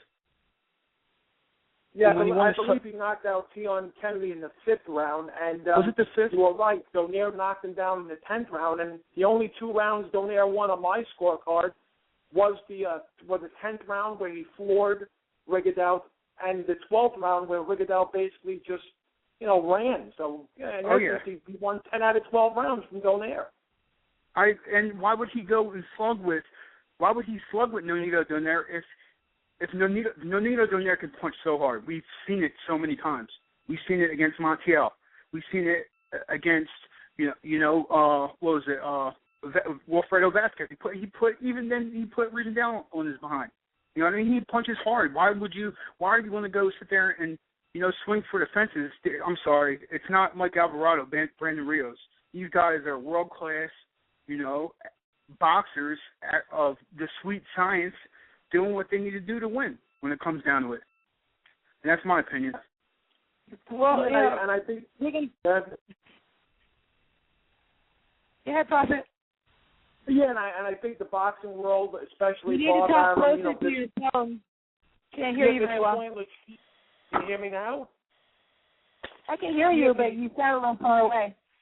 I'm sorry. The pointless feud that's going on between Golden Boy and Bob Arum deprived hardcore boxing fans of a dream fight with Abner Morris against Donaire, and now that Rigondeaux sort of exposed Donaire, the Maris-Donaire fight isn't going to happen anytime soon, and there's speculation now on the internet that Donaire indeed will face, I can't confirm it, maybe we'll confirm it next week, that Donaire will face Victor Darkinian, in a rematch, which I think is kind of pointless because Darkinian is kind of way past his prime now and has been in too many brawls, I think, to make that fight competitive. And there are rumblings. Dan Raphael from ESPN has reported that Rigondeaux may be on the undercard of the Pacquiao-Rios pay-per-view. Nothing is etched in stone yet, but the latest is that they're trying to position Rigondeaux into a fight against an opponent to be named later, of course, on the undercard of the Brandon Rios-Manny Pacquiao pay-per-view card from China. So I'm just curious to see who Bob Arum puts in the ring with Rigondeaux, if indeed he's on that pay-per-view show, which I hope he is. Well, first of all, myself included, I agree with you, Charlie, about the commentators. I get very frustrated sometimes with their ignorance and how they talk, and sometimes they just start talking about something that has nothing to do with even the fight, and you're trying to watch the fight. But why don't you guys think about it like this? You have Rigondeaux, who is a very dark black Cuban. He doesn't really speak English very well. He's, Spanish-speaking. He has a style that, for me, is fantastic. What a technician. Nonito just did not have a plan B with Rigondeaux. But do you think it's a little racist that they don't want to put him on because he doesn't have maybe the flair of a Mayweather, who can talk a little bit of trash, can move around and have a great fighting style? What do you think about that, Prophet? It's kind of a touchy subject. I think the fact that, there are fighters who are very popular that don't speak English, like Sergio Martinez, for example, and Chavez Sergio Jr. Martinez is very light. Hold on. Sergio Martinez is an Argentino. He's an Argentine guy. He's very light, very handsome. He could be an American. He does not look like Guillermo Rigondeaux from Cuba. Yeah, you can get Canelo. Wait, hold on. You can give me Canelo, very handsome. They call him Cinnamon, right? Because of that beautiful little reddish hair. He could look like an all-American boy if he didn't know that he couldn't speak English. Give me another name of a guy that has fights as superbly as Rigondeaux and that they don't want to use. That doesn't look like Canelo or Sergio Martinez. Yeah, you make a valid point. It's something to consider, but I think it's basically we live in a culture. Look at the video games, TV shows, movies. We live in a culture now where violence is glorified, and Rigondeaux just isn't that type of fighter. People want to see slugfest 24/7. The art of appreciating pure boxers is just completely gone. And no one likes Rigondeaux's style. But I see and you make a valid point, Christy. It could be racist, but I'm the eternal optimist. I like to think that the only reason why he's not getting marketed properly is because he's not hard. He doesn't scream hardcore violence. He's a guy that likes to hit and not get hit, and takes his defensive skills, is very prideful about his defensive skills, and is not, and he will, if need be, will run around the ring and use his foot movement, which to me is no crime. But like I said, maybe Charlie will agree with me. It's just people love glorified violence, and Rigondeaux doesn't scream glorifying violence. He's not that type of fighter. Well, I agree with you. I do think it has to do with people that want to just see the blood and how exciting to see the heavyweights that knock each other out. I agree with that. I think that's part of it. But it could be the whole package. What do you think, Charlie? You know what? I agree with both of you. I don't really agree with the skin color thing, but what I do agree with is that he doesn't really appeal to the American public. And I can go for a fighter who is pretty not just pretty impressive, very impressive, has the second highest knockout percentage of any heavyweight of all time, is Vladimir Klitschko. The HBO has a very hard time putting him on pretty much every one of his fights. He's stopping his opponents. So it's like, but he doesn't really appeal to the American public because if you don't remember when the lead up to his and David Hayes fight, what did David Hayes say? He talks like Borat. And, and that's what a lot of my friends were saying when we were going into it. Like, yeah, I want David Hayes to win. Vladimir Klitschko, he just talks like Borat. Do you kind of see what I'm saying? Like, I do think that maybe so from the... That's sad, though. That's very sad. Look at Klitschko. Oh, my God. How could anyone make fun of him? Anyway. Yeah, and Klitschko, it's just, he's pretty white. Well, not pretty white. He's about as white as you can be, or European as can be. And the American public can't. He's very white. Yeah, and the American public don't appeal to him. And the thing is, it's a very good point. And if you remember, Klitschko, before he became the champ, fought in a more reckless, abandoned style, and that's what led to his downfall when he got knocked out by Corey Sanders and Lamont Brewster. And ever since he became champion, he's kind of been a safety-first kind of fighter, like Rigondeaux, except he'll, pump the jab, he'll use the jab as a weapon, not a rangefinder, but a weapon, and then land the right hand. It's kind of monotonous. He doesn't even have the ring generalship that Rigondeaux has. All Klitschko does now is jab, land the right hand, and then sort of hold. It's nothing to write home about, but, he's successful, and he should be applauded. But who else fought like that? Onyx Lewis. Onyx Lewis and him fight very similar styles. Very, very similar. And he hits hard. Vladimir Klitschko hits hard. The first real fight I've seen him, I believe, was in 02 or 03. He fought Ray Mercer, and it was the first person to stop Ray Mercer. Ray Mercer always had a nice chin. I don't really remember Ray Mercer maybe being stopped maybe once or twice after that. I know he was past his prime and a lot at the time, but still, it's impressive that Vladimir, I believe he knocked him out, third round. If my memory serves me correct. But I feel that Vladimir Klitschko gets a little too much, kind of like Rouge Jandel. He gets a little too much criticism when both fighters are amazing to me anyway. I just appreciate both their styles because sometimes you just gotta do what you can and work with what you got. Well, I agree. So we'll have to see what happens. I sure hope they give Rigondeaux a chance because I'd like to see him box again. I'd like to see him to fight on a real good card. He deserves it. So, but we're going to move on because unfortunately we only have a half hour left, and I wanted to talk a little bit about. I wanted to mention though that right now they're going to be doing a press tour. Manny Pacquiao and Brandon Rios are going around the world. And I was just at the National Junior Golden Gloves, which was a great tournament, and Bruce Trampley was there. He's the matchmaker for Top Rank, and he was telling me about the tour that's starting in Macau with Pacquiao and Rios. And I just want to tell you a few dates, so if you guys want to go see their press conference. They will be in, let's see when they're coming back to the States. They'll be in New York, Prophet, Tuesday, August 6th at 3 p.m., New York Press Conference, Zhong Fong Restaurant. It sounds like Chinatown, huh? South of Canal Street between Canal and Baynard in New York. And then Thursday, August 8th, they'll be in Los Angeles at the Beverly Hills Hotel. So you guys keep your eyes open. Maybe you want to go check out the press conference for Manny Pacquiao and Brandon Rios.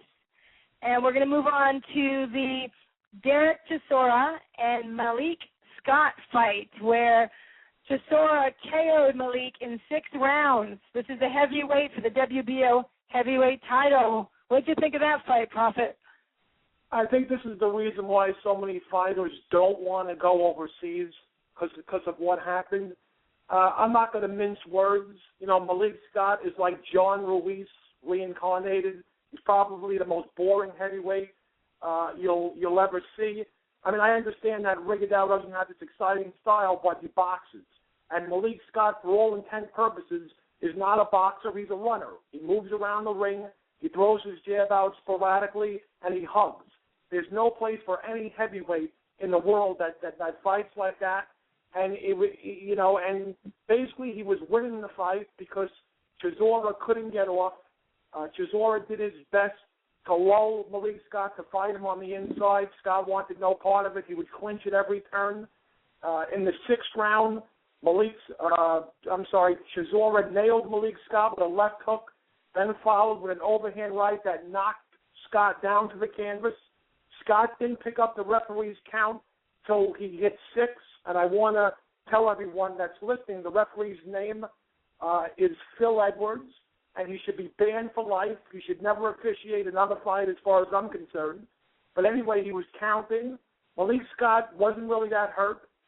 He followed the referee's count. The referee said 9. Malik Scott rose to his feet at the count of 9, and the referee, Phil Edwards, waved off the fight like he had reached the count of 10. And to my understanding, the camp and the promoters of Scott are protesting this fight, and rightly so. And they had the balls to call this fight a KO victory, not a TKO victory, but a KO victory. And so in essence, by calling it a KO victory and not a TKO victory, you're confirming the huge error that referee Phil Edwards made. Essentially, Phil Edwards said 10, you're out, and called it a KO, when Malik Scott was clearly, and everyone should watch this fight on YouTube or whatever social media you have. Malik Scott clearly rose to his feet before the referee Phil Edwards said 10, and he called it off, and they awarded the fight to Chisora by a knockout victory. And I just think something really smells in England, Christy. I don't like it at all. What do you think, Charlie? You agree or you disagree? Tell us. No, I think I think Prophet made a lot of good points, but at the same time, I place a lot of blame on Malik Scott. At the count, he could have got up at the count of 2. I don't understand why he started getting up. Or what was it, 7, 8? He started to get up. You make sure you're on your feet by 8. If not, it's a judgment. These guys got to remember it's a judgment call. Whatever these referees feel, that's what's going to happen if they feel like the guy's going in danger. However, I do feel like there was some bias into what was going on. I feel like it was a hometown decision, and that's what happened. When you go over to England, that's the kind of things that are going to happen. Yeah, well, you're always taking a risk when you go to a different country. That's why it was so brave of Tony Thompson to go twice to England to fight David Price, because he was taking a big risk. But when you knock him out, do TKO or KO, then you don't have there's no misunderstanding. So it worked out for him. You got to stop these guys. You got to stop these guys in their hometown. That's why I was surprised that Adrian Broner got the decision against Malnati, because it was in his hometown. It was right in Brooklyn. Yeah. But that was that's quite a fight. Well, we're hoping that Jessie Vargas gets to fight Adrian Broner next. So we'll see about that one. Jessie Vargas. Guys, let's move on to Andre Berto versus Jesus Soto Carras. They're fighting on July 27th in San Antonio, Texas, for the WBC welterweight title. What do you think technically does Andre Berto have to do to beat Soto Carras? Prophet? Yeah, I don't know if Andre Berto has fully recovered from the war. Andre Berto's been in a lot of wars. He's lost 2 out of his last 3 fights, and in those losses, they were wars against Guerrero and Ortiz, respectively. I think Berto suffers from an identity crisis. He doesn't. One day he's a puncher, the next day he's a boxer. Jesus Soto Carras is very, very slow. Every time he's stepped up, he's lost. He lost to Madonna. He lost to Mike Jones twice. He even lost to Yuri Foreman. I think if Berto makes the mistake of standing flat-footed and trading with Jesus Soto Carras, Berto does not have the best chin in the world. I think Carras could pull off the upset. I think it's Andre Berto's fight to lose. If he fights the fight in which he should, which is throw the jab, throw punches and bunches, and use your feet. Stop trying to be a warrior and stand in front of Carras. You tried to be a warrior against Guerrero and Ortiz, and, you basically lost both of those fights. So we'll see. It's a very, very tough fight to predict. I've been going back and forth. Ask me one day I like Haras in the upset. Ask me another day and I like Berto. But it's clearly Berto's fight to lose. I think he's got by far the superior hand speed, the superior foot speed, and much more God-given talent. It's just that, he's been in so many wars. Is he going to go to war with Haras and try and make a point or a statement? Or will he just, take the victory and box and move, which is what I think he should do? Well, Soto Haras has a record of, he's won 27, 17 KOs, he's lost 8, and he's been knocked out twice. Andre Berto has won 28, 22 KOs, and he's only lost 2, never been KO'd. So even though he has had wars, he doesn't, he's doing pretty well. Also, Andre Berto is an Olympian. He represented Haiti in the Olympics. So, they're both talented guys. What do you think, Charlie? I honestly, I think Berto is out of Soto Carras's class. I think that he's going to basically outclass him in this fight.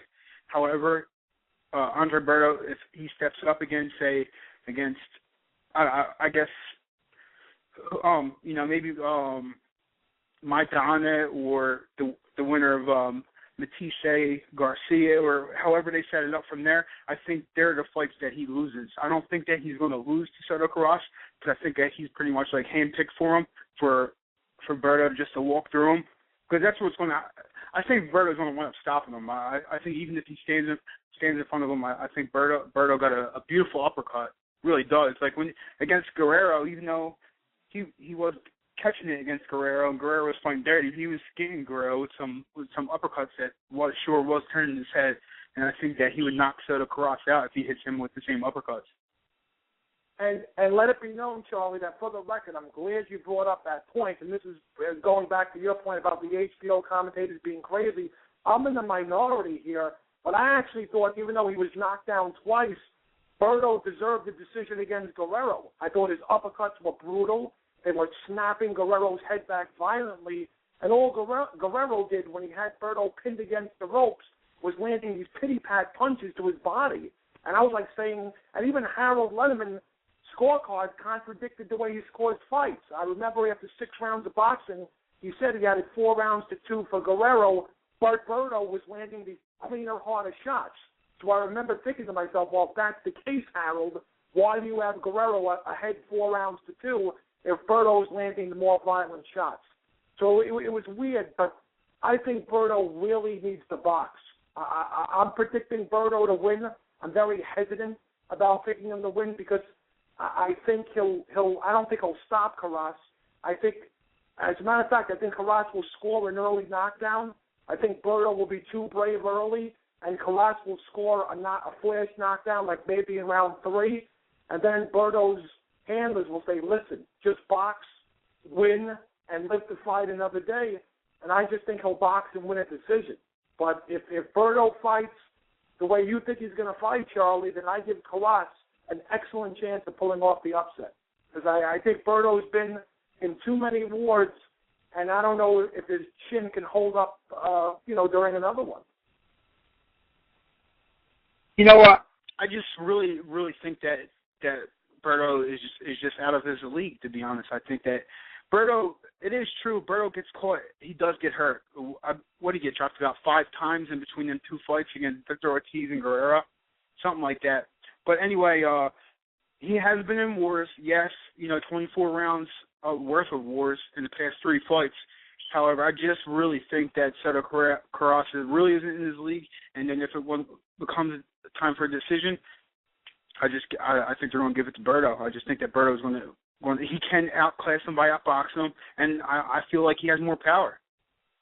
Yeah, I hope you're right, but make no mistake about it, this is the end of the line for Berto. If Berto loses this fight, he'll have 3 losses in 4 fights. For all intents and purposes, his career as a professional fighter is over if Berto loses this fight. It's huge for him. Who do you think he fights if say he wins this? Yeah, I mean, if he wins it, then, he moves on. I was saying earlier in the program, this is a golden age of boxing for the junior welterweight and welterweight divisions. You have so many big fights up with Rios and Pacquiao and Alvarado. Vetnikov was just announced. I mean, sky's the limit for Berto. He gets another huge payday, or he'll get a huge payday if he wins this fight, but I just don't want to see a guy with Berto's talent be a stepping stone for other young fighters. And I think if he loses this fight, he's in big, big, big trouble. Yeah, I agree. All right, guys, we're going to come back. Hello? Hello? All right, guys, we're going to come back because we don't have a lot of time. We're going to come back with Danny Garcia, Lucas Matese. We're going to talk about Provodnikov and Alvarado. So hold on. We will be back after the commercial. This is Real Combat Media Radio. Check us out at realcombatmedia.com. While you're there, check out the Feed the Poor link on the bottom of every article, and you can send a donation if you're interested. That is, once again, on the bottom of every article as well as on the top of the website. If you are an MMA, boxing, or fitness business and interested in sponsoring our website or radio podcast, send us an email. Advertising at realcombatmedia.com. Once again, that is advertising at realcombatmedia.com. Make sure to check out the Real Combat Media MMA and boxing store at the top of the menu at realcombatmedia.com. We carry a collection of products. We have the Cardio Mask, which is excellent for all fighters, endurance athletes, and serious fitness enthusiasts. Once you are in the Real Combat Media store, click on the banner on that page. We also carry Alpha Brain. Alpha Brain is a great and natural product which activates your brain's neurotransmitters and helps you think more clearly, which improves brain function. You can also purchase the world's healthiest plant protein, which comes from hemp. There are many other products online on the online store, and click on the On It banner at the Real Combat Media store, and you can purchase Alpha Brain and other health products. Use the discount code Real Combat Media, and you will receive 10% off at the checkout store on the On It. That is ONNIT on the banner at Real Combat Media store. Buckle up. Here we go. Let's get this show started. Welcome back to Real Combat Media Boxing Radio. This is episode 22. I'm your host, Christy Rosario, here in Los Angeles with the boxing prophet from New York City. Also joined with us today is Charlie Dorner from Virginia. I hope I said Charlie's name right. You can call us at 347-324-5998, 347-324-5998. You can Twitter us at Real Combat Media. My Twitter is Boxing Girl, BXINGIRL, Boxing Prophet 68. Or you can go to Facebook and just put Real Combat Media in the search bar. I want to also mention Layman Brewster, when he was on, he was talking about his 4 Champs promotions. You can find that at 4 champspromotions.com. 4 CHAMPSPROMOTIONS.com, and there you'll see about the project they have going with Layman Brewster, Ray Mercer, James Toney, Chris Bird, and Riddick Bowe. It looks fantastic. I'm going to move on to a little bit of sad news. Just learned that ex-champion Emil Griffith died at 75 years old. Now I'm really losing it. 75 these days is still very young, and I'm sorry to hear that he has passed away. He is a former world champion, Emil Griffith. So we send our condolences to Mr. Griffith's family and friends. And we are going to move on now to talk about our exciting fight under the Mayweather and Alvarez fight of Danny Garcia versus Lucas Matese. I know Prophet's probably just loving this. What do you think, Prophet? I think this could steal the show. I'm definitely, as I'm sure most hardcore boxing fans are, I think they're eagerly anticipating this fight more than Mayweather-Canelo. I give credit where credit is due to Danny Garcia and his dad for accepting this fight. After Matisse blitzed Lamont Peterson in 3 one-sided rounds on national television, Garcia looked like a deer in the headlights, like he wanted no part of Matisse. But I don't know if it was peer pressure. I don't know what made Garcia accept this fight. This is a true test for Danny Garcia. You have both guys, Garcia and Matisse, are probably in everyone's top 20 pound for pound. And with Mayweather-Canelo, when was the last time you saw a pay-per-view show where 4 fighters in everyone's top 20 pound for pound were involved in the same show? Stylistically, I think Garcia, just like I said Berto has to do against Carras, Garcia has got to box.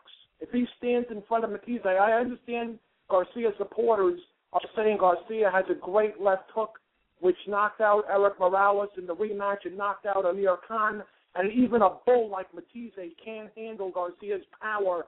I say to those people, they're crazy. Garcia's got a good jab. He can move if he wants to. You don't dare stand in front of Lucas Matisse. Matisse's registered, I believe, 8 knockouts in a row. He's a master at cutting off the ring, which is another reason why I urge Danny Garcia to box. Matisse, other than the Lamont Peterson victory and the Michael Dallas victory before that, Matisse is the kind of fighter who usually gets off to a slow start, like Chavez Sr. did back in the day. He'll give away the first 3 or 4 rounds, and then he'll go to your body, wear you down, and then stop you late. So I think it would behoove Danny Garcia to use his jab early and box, win the first 3 or 4 rounds, and gain some confidence. And maybe, I guess, there will come a time where he'll have to slug with Matisse just to keep Matisse off of him. But the point I'm trying to make, the more exciting this fight is, the better the brawl this fight is, the more it behooves Matisse. Garcia has to turn this fight into a boxing match for him to have any chance of beating the bull that is Matisse. What do you think, Charlie? Charlie, what do you think? I'm definitely going for Matisse in this fight. I think that Matisse is going to wind up stopping Danny Garcia. Danny Garcia in his last fight really didn't impress me, and when him and Zab Judah were going toe-to-toe, Zab was touching him. And if, maybe if Zab would have got started a little earlier, Zab could have beaten him, to be honest, and he wasn't taking Zab Judah's punches well at all. And if he can't take Zab Judah's punches at his older age, how is he going to take Matisse's punch?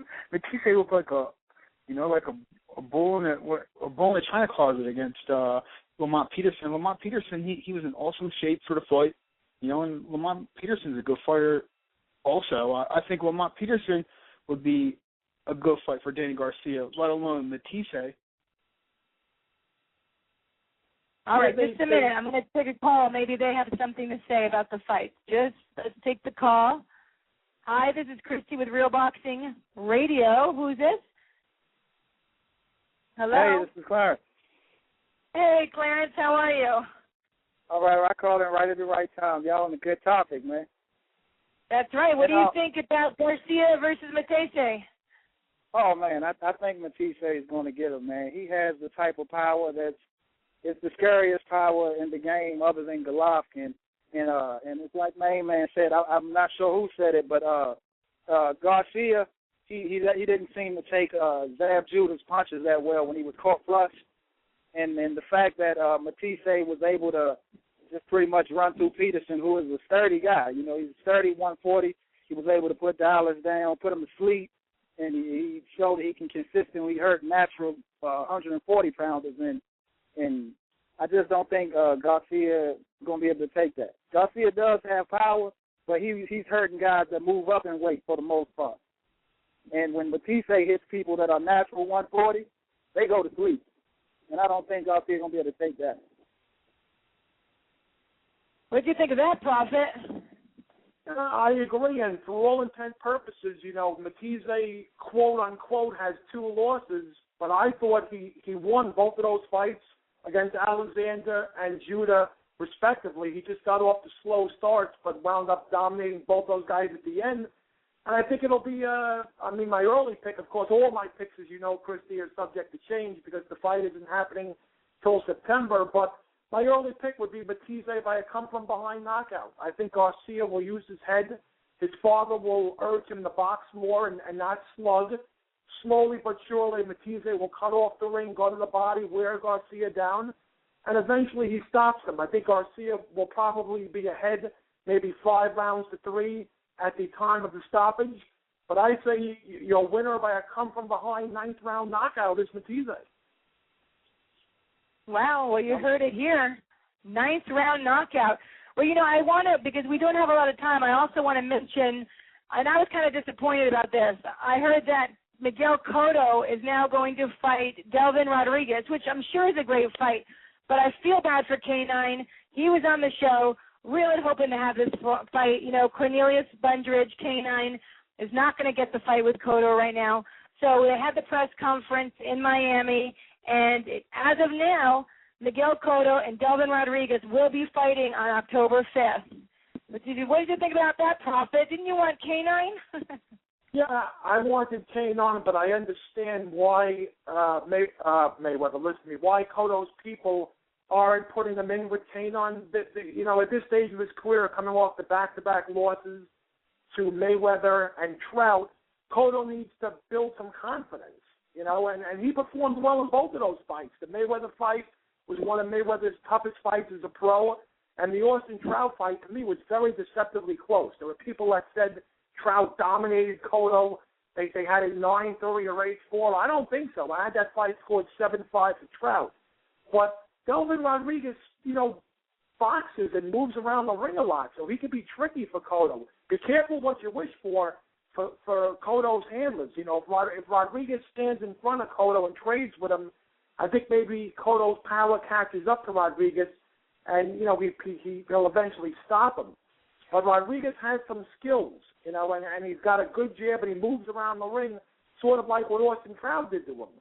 So it wouldn't shock me at all if Rodriguez beats Cotto. And for the record, Miguel Cotto has publicly stated that if he does indeed lose this fight, he will definitely retire. No ands, ifs, ors about it. So we'll see what happens. But stylistically speaking, I don't think it's a good fight for Cotto, but I understand why his handlers took it, because Rodriguez has, 5 or 6 losses, and Cotto at this stage of his career needs basically a tune-up, and he needs to get his confidence back. Delvin Rodriguez's record is 28 wins, 16 knockouts with lost 6, and has been KO'd once. So, yeah, he's got 37 fights. Yeah, it does make sense what you're saying, Prophet. Good little analysis there. I'm just disappointed because K9 deserves a shot, and I sure hope Cotto wins and then gives K9 a shot. No offense to you, Delvin. I'm sure you're wonderful. But I hope so. I do want to say, too, before it gets too late, that next Tuesday on the 30th, we are going to have a change in our time. We are going to have the show from 4 to 6 p.m., going back to the old times, Pacific, 7 to 9 p.m. Eastern, which maybe will work out better for you, Prophet. What do you think? A little later? Okay, well, any time I spend with you is valuable time. So whether you want to make it 7 to 9 or 10 to midnight, it doesn't really matter to me. You just name the time and I'll be here. So you'll just come on at midnight just to talk to me, huh, Prophet? Hey, listen, I'm passionate about boxing. We could talk boxing 24/7. Doesn't matter. You could definitely out-talk me in boxing. That is for sure. You can quote me on that one. So next Tuesday, the 30th, we will be on from 4 to 6 Pacific, 7 to 9 p.m. Eastern. Don't forget, we're going to have Devin Alexander and Buddy McGirt, which I'm really excited. I just met Buddy and sat down with him at the Junior Golden Gloves, and he was so great to talk to. So we're going to have a really good show. But before we have to go, and I'm very thankful, we have had a great show. We have Charlie, and we have Clarence and Prophet, who's always here with us. We're going to talk a little bit about Ruslan, I hope I can pronounce his name, Provodnikov. I have trouble with the Russian names. Provodnikov versus Mike Alvarado. I can say that better. So they are fighting, and it's confirmed, on October 19th in Denver for light welterweight, as the light welterweights. What do you think, Prophet, about this one? I think justice has been served. Both fighters, respectfully, have been parts of Fight of the Year candidates. Obviously, Provodnikov with his brawl against Timothy Bradley, and Alvarado with his brawl against Brandon Rios. They couldn't find other opponents. Why not fight each other? I think it's a great fight stylistically wise for the fans. It would behoove Alvarado to box like he did against Rios. I think Provetnikov is a bull. He'll try and cut off the ring. Alvarado, especially, you just told me that the fight is in Denver where Alvarado lives. So I know that Alvarado's going to want to put on a crowd-pleasing performance, and he'll slug with Provetnikov. But, you know, he's also got to mix in some boxing. And I think if he sticks to his game plan, even though Provetnikov is coming off of a career-defining performance against Bradley, and that was a fight that he lost, I personally scored that fight a draw. I think Alvarado is just too skilled for him. He's a good technician. He'll use his jab, his foot movement, and he'll eke out a very, very close, comfortable decision. And what I think for both fighters will be another fight of the year candidate. I think in spots it'll be a war, but I do think Alvarado is too good of a technician, and he'll keep Provetnikov off of him long enough to win a very, very close decision. Well, you know, Alvarado is called the Mile High, being in Denver, and I sure hope that Ruslan gets over there a lot earlier. You know, that altitude could hurt anybody, and Alvarado is very used to it. So, Charlie, what do you think about all this? You know, I disagree with the Prophet this time. I think that Alvarado, his boxing skill really didn't impress me too much in his last fight. I think it was a little overrated, to be honest. While I did have him beating Brandon Rios did the same, you know, came forward, fought that